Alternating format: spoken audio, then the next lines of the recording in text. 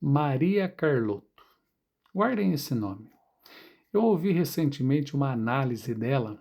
Por que apesar de todos os ganhos econômicos e sociais, o presidente Lula patina? Ela diz uma coisa que tem muito sentido.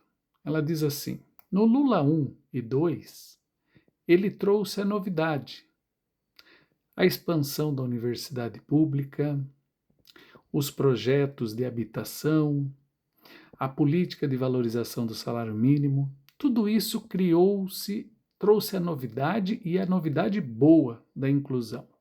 Isso fez as pessoas terem perspectiva de futuro.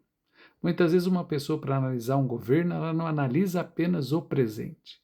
Ela analisa também o que esperar do médio e longo prazo. E o governo Lula 1 e 2, inclusive Dilma, foi capaz de despertar isso no povo.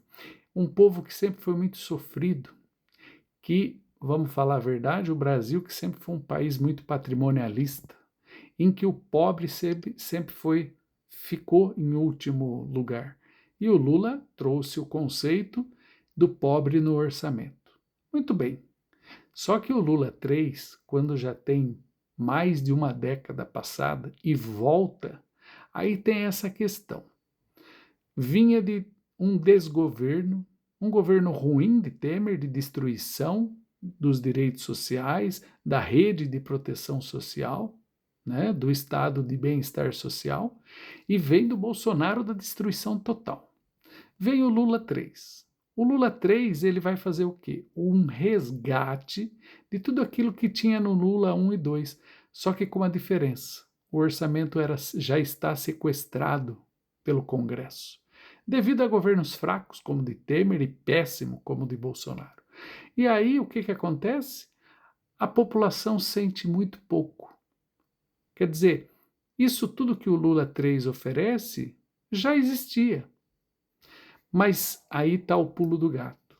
E é nesse ponto que a nossa despolitização pode atrapalhar, ou pelo menos a nossa baixa consciência social, histórica e de classe, inclusive.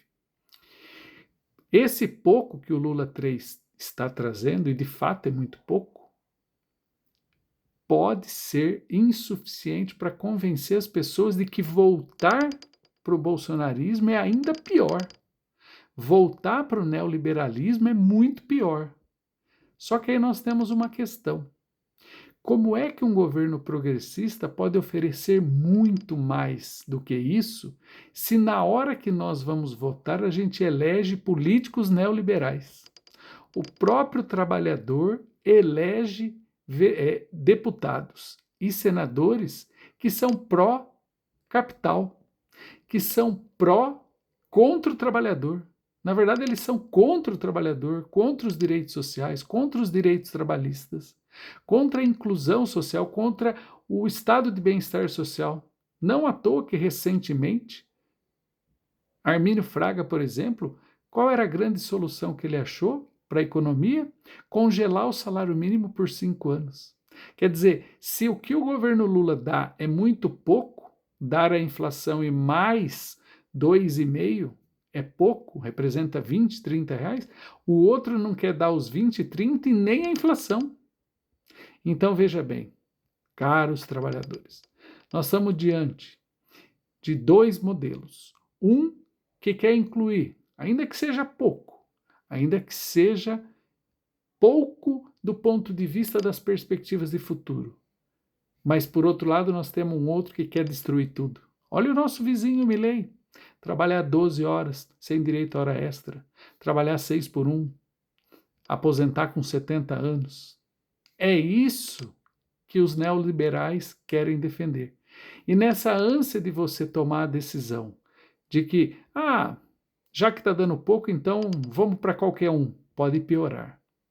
Se a gente quer de fato melhorar, a gente precisa começar a tentar entender quem é que esse legislativo que a gente elege, o que é que ele defende. Porque, de fato, se a gente continuar elegendo deputados e senadores que sejam contra os trabalhadores, contra os direitos sociais, contra o direito das minorias, então de nada vai adiantar você eleger um governo progressista. Nós vamos continuar na fila da miséria.